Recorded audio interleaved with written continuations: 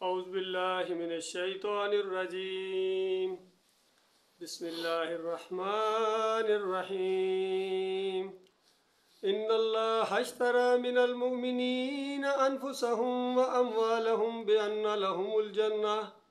یقاتلون فی سبیل اللہ فیقتلون ویقتلون وعدا علیہ حقا فی التوراة والانجیل والقرآن ومن اوفى بعهده من الله فاستبشروا ببيعكم الذي بيعتم به وذلك هو الفوز العظیم۔ یہ سورہ توبہ کی 111 نمبر آیت ہے۔ گویا یہ توحید کا سب سے اونچا درجہ ہے، یعنی اس درجے پر جو پہنچنے والے لوگ ہیں پوری طرح فہم و فراست کے ساتھ وہ اس دنیا کی حقیقت کو سمجھ جائیں، جان جائیں، تو مالک نے ان کو ایک آفر کی ہے۔ گویا مالک اپنی ایک چیز کو بیچ رہا ہے مومنوں کی جانوں اور مال کے بدلے، یعنی سب سے قیمتی چیز جو اس دنیا کی ہو سکتی ہے، اس کائنات کی، اور سب سے بڑی کامیابی جس کو اللہ کامیابی کہتا ہے اور بہت بڑی کامیابی کہتا ہے اللہ تعالیٰ۔ اس سے آپ اندازہ لگائیں یہ کتنی اہم چیز ہے۔ تو اس سے پہلے چونکہ منافقین کا بھی ذکر آ رہا تھا کہ دوگلے قسم کے لوگ ہیں، دنیا دار قسم کے لوگ ہیں، اور بتایا تمہارا کیا مقابلہ ان لوگوں کے ساتھ جو سچے اور اصلی مومن ہیں۔ اور پھر مومنوں کے اندر بھی بہرحال درجات ہیں۔ رائی کے دانے سے ایمان شروع ہوتا ہے اور پہاڑوں سے اور اس طرح بڑا اس سے بھی آگے نکل جاتا ہے۔ تو ایسے بھی مومن ہیں جنہوں نے اپنی جان اور مال اللہ کو بیچ دیے ہیں، اور صرف ان کی یہ خواہش ہے اس جنت کو حاصل کرنے کے لیے۔ اور بتایا کہ اگر یہ تم سوچو کہ یہ کتنی عجیب بات ہے، کتنا عجیب سودا ہے، کوئی سمجھ میں نہیں آ رہا ہے کہ تھوڑی سی قربانی کے بعد اتنی بڑی کامیابی، یعنی اتنی بڑی جنت اس دنیا سے جو 50 گنا بڑی جنت تو آخری جنتی کو ملے گی، تو جو اس سے اوپر والے جنتی ہوں گے ان کا کیا حال ہوگا۔ جس طرح مالک فرماتا ہے دوڑو ان جنتوں کی طرف جن کی وسعت زمین اور آسمان جتنی ہے، اتنی بڑی بڑی جنتوں کو حاصل کرنے کے لیے مومنوں آگے بڑھو۔ یہ بالکل پیکج دیا جا رہا ہے، یہ ایک لوٹ سیل جیسا کہی جا رہی ہے، یہ اعلان ہو گیا ہے اب جس کا دل کرے ان کو حاصل کرنے کے لیے۔ تو یہ اگر خیال آیا تو مالک نے اس کا بھی آگے جواب دے دیا، کیونکہ مالک ہماری نفسیات کو جاننے والا ہے، ہماری نفسیات کا خالق ہے، کہ اگر یہ کوئی سوچے کہ یہ 10 20 50 سال کی زندگی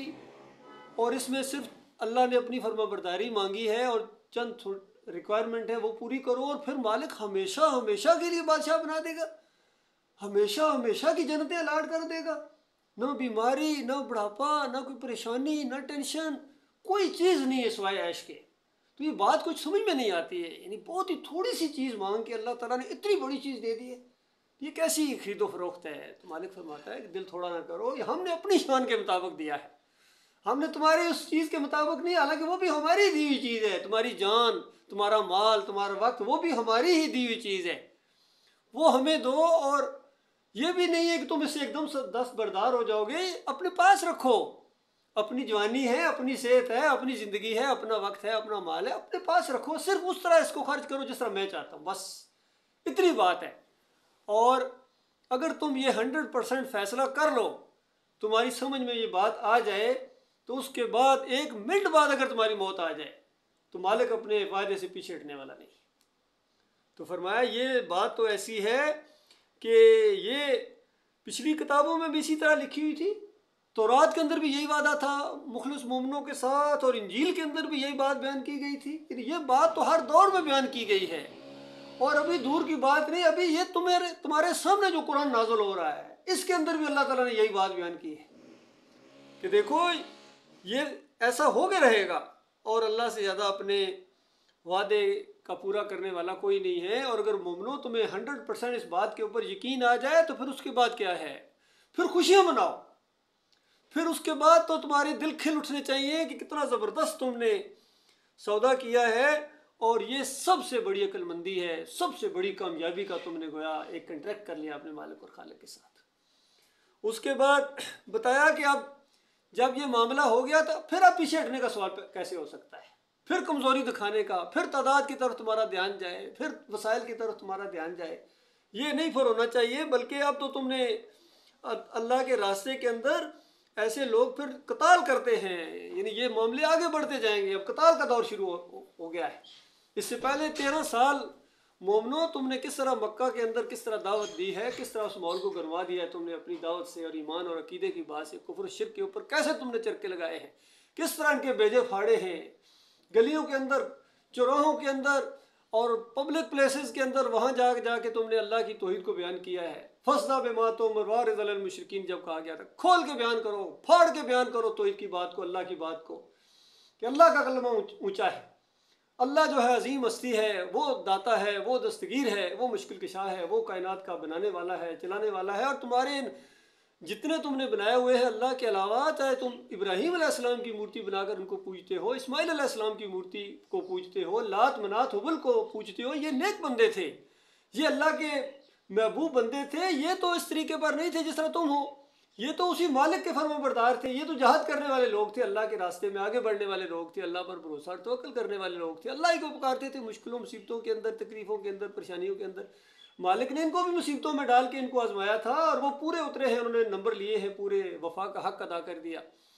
اور جب کبھی خوشی کا کوئی موقع ان کو آیا ہے، ان کو اولاد سے نوازا یا کسی اور چیز سے ہم نے ان کو نوازا ہے، بادشاہی دی ہے، چاہے جس طرح یوسف علیہ السلام کو یا داؤد علیہ السلام کو یا سلیمان علیہ السلام کو اتنی بڑی بادشاہی دی ہے، تو وہ ہمارے ہی شکر گزار تھے، ہمارے سامنے دبے رہتے تھے، ہمارے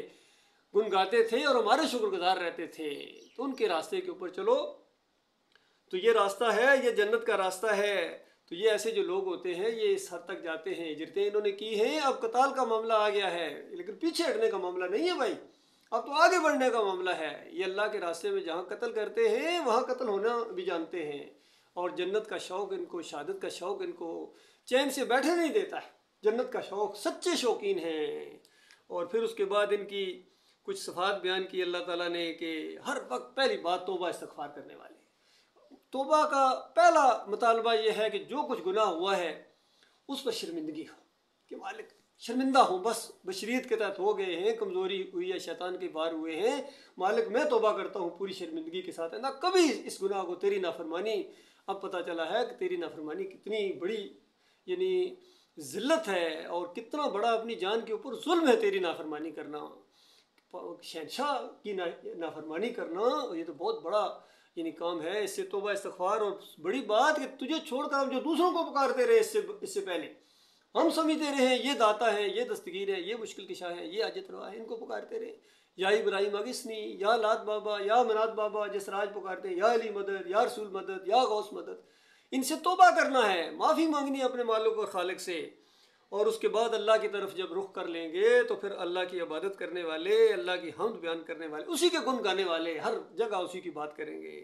اور روزے رکھنے والے، ابھی رمضان کا مہینہ آ رہا ہے، خوشی کے ساتھ اپنے مالک کا حکم سمجھ کے کہ مالک خوش ہوگا، مالک جزا دے گا، تو خوشی کے ساتھ اللہ کے لیے روزے رکھنے والے،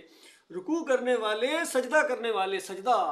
سب سے زیادہ قرب انسان جو اللہ کا حاصل کرتا ہے، نبی علیہ السلام نے فرمایا سب سے زیادہ قریب سجدے کی حالت میں ہوتا ہے، اسی لیے یہ سجدہ کسی انسان کے لیے جائز نہیں ہے، اللہ کے علاوہ کسی اور کے لیے انسان جھکے، کسی اور کے سامنے رکوع کرے، اس کی وہ پوزیشن بنائے، یہ ممکن نہیں ہے۔ تو یہ سجدے کرنے والے، نیک کاموں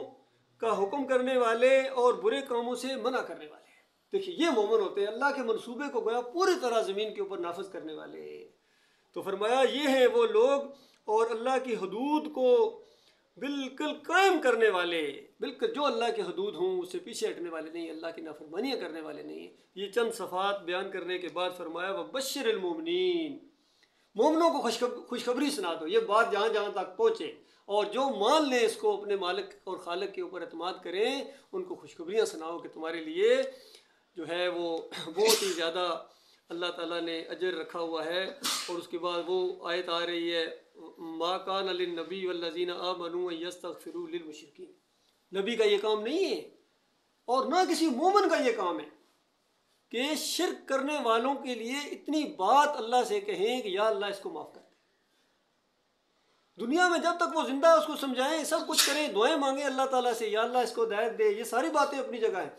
لیکن جب مر جائیں تو وہ شرک کے اوپر، تو اس کے بعد پورا یقین مومن کو ہونا چاہیے کہ اب یہ جنت میں نہیں جا سکتا ہے جب تک سوئی کے ناکے سے اونٹ نہ گزار دو۔ اور اللہ تعالیٰ نے شرک کرنے والوں کے اوپر جنت کو حرام قرار دے دیا ہے، ممکن نہیں ہے اس کا جنت میں جانا۔ تو ظاہری بات ہے ان کے منہ پر پھر یہ بات اچھی نہیں لگتی کہ اللہ اس کو معاف کر دے۔ اس انداز سے مالک نے فرمایا۔ اب یہ بات ذہن میں آ سکتی تھی کہ چلو ٹھیک ہے دوسروں کا معاملہ تو ہے، اگر کوئی قریبی ہو، ماں ہو، باپ ہو، پھر کیا کیا جائے؟ اتنے قریبی ہیں، فرمایا وَلَوْ كَانُوا أُولِي قُرْبَىٰ، اللہ زیادہ کون جاننے والا ہے کہ آپ کے دل میں کیا وسوسہ اٹھے گا اس کے بعد۔ فرمایا قریبی ترین رشتہ داری کیوں نہ ہو، وہ باپ ہی کیوں نہ ہو، ماں کیوں نہ ہو، بیٹا کیوں نہ ہو، بیوی کیوں نہ ہو،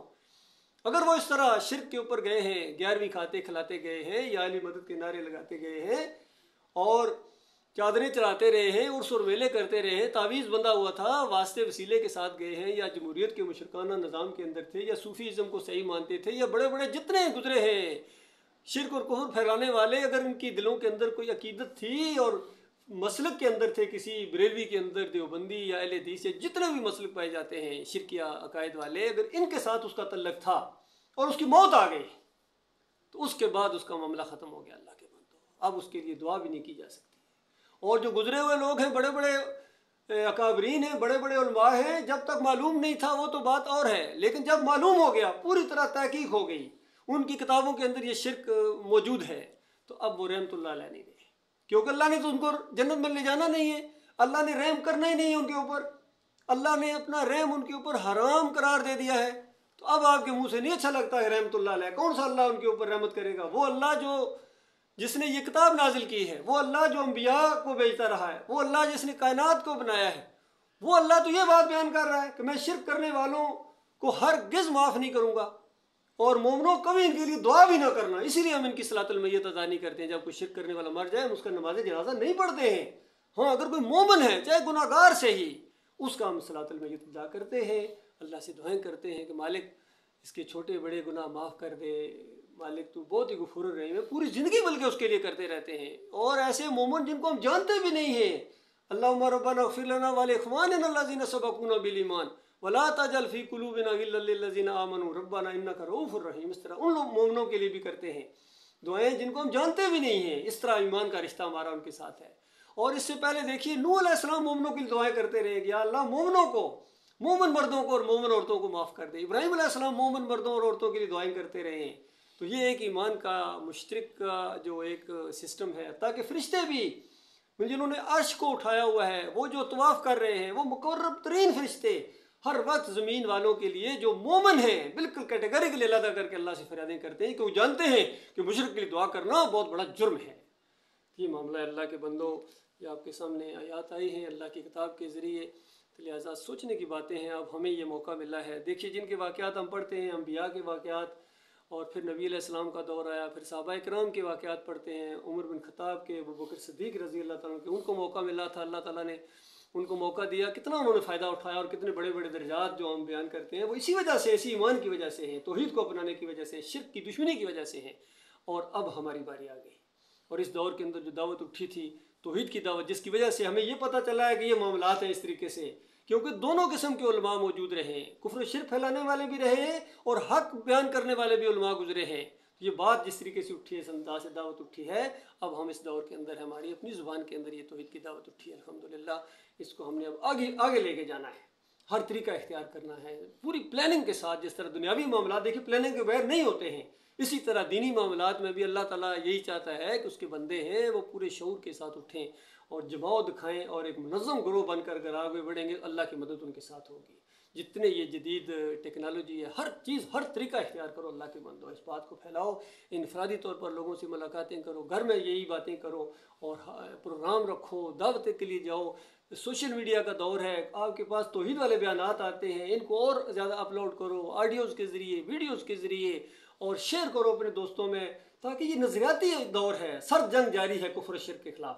لوگوں کے ذہن بن رہے ہیں، اور آہستہ آہستہ اللہ تعالیٰ وہ ماحول پیدا کر دے گا۔ بالکل وہ اب آخرت کا معاملہ ہے، آخری دور شروع ہونے والا ہے، اور ہر جگہ یہ بات پھیل رہی ہے، دوسرے لوگ بھی بیان کر رہے ہیں، صرف ہم نہیں اور بھی لوگ بات بیان کر رہے ہیں یہ، لیکن مل کے جتنے جو خاص کر جو راسخ العقیدہ لوگ ہیں یہ سارے مل کے اگر اس بات کو آگے کریں گے تو اللہ کی خیر و برکت آئے گی، ایک دوسرے سے تقویت ملے گی۔ یہ ایک ٹیم ورک ہے، یہ اکیلے بندے کے بس کی بات نہیں ہے، یہ ٹیم ورک ہے، اور اللہ کا لاکھ لاکھ شکر ہے یہ ٹیم بنی ہے، چھوٹی سے ہی، لیکن اللہ کے فیصلے تعداد کے اوپر نہیں ہوتے ہیں میرے پیارے بھائیو۔ اللہ جس کے ساتھ ہو جائے اس کو کوئی مغلوب نہیں کر سکتا ہے، اور اللہ جس کو ساتھ چھوڑ دے اس کو وہ کبھی غالب نہیں آ سکتا ہے، چاہے اس کے پاس کمانڈو دستے ہوں، ایٹمی قوت ہو، وہ جو کچھ مرضی ہو، اس کو عزت نہیں دی جا سکتی۔ جس کو اللہ ذلیل کر دے اس کو کوئی عزت نہیں دے سکتا ہے، اور جس کو اللہ عزت دے اس کو کوئی ذلیل و خوار نہیں کر سکتا ہے۔ لہذا پوری طرح ہمارا ایمان ہونا چاہیے کہ اس دعوت میں خیر ہے، اللہ کی مدد ہمارے ساتھ ہے، ہم اللہ کے بندے ہیں، اور اب ہم کسی اور کی بندگی کرنے کے لیے تیار نہیں ہیں، کسی اور فرقے کے اندر، کسی مسلک کے اندر، یا کسی اور سسٹم کے اندر ہم جانے کے لیے تیار نہیں ہیں۔ یہ سسٹم، یہ مکمل ضابطہ حیات اسلام یہ ہمارے سامنے آ گیا ہے۔ قرآن اللہ کی کتاب اصلی حالت میں موجود ہے، نبی علیہ السلام کی تعلیمات، ان کی زندگی اصلی حالت میں حدیث کے اندر موجود ہے، صحابہ اکرام کی زندگیاں موجود ہیں، اسلامی تاریخ موجود ہے، ہر چیز موجود ہے۔ صرف ضرورت اس بات کی ہے کہ اس کو مانتا کون ہے، عملی طور پر آن گراؤنڈ اس کو مانتا کون ہے۔ تو یہ آپ نے ایک نمونہ پیش کرنا ہے لوگوں کے سامنے، تاکہ ان کے اوپر حجت تمام ہوگی، تب لوگوں کے راستے صاف نظر آئیں گے، ورنہ ان مولویوں اور پیروں نے جو جال بچھایا ہوا ہے یہ کبھی ٹوٹنے والا نہیں ہے جب تک آپ اس طریقے سے نہیں اٹھیں گے جس طرح نبی علیہ السلام اٹھے تھے، صحابہ اکرام اٹھے تھے۔ اللہ تعالیٰ ہماری رحمائی فرمائے اور ہمیں اس کے اوپر استقامت عطا فرمائے۔ قول قولی ھذا استغفر اللہ لی و لکم۔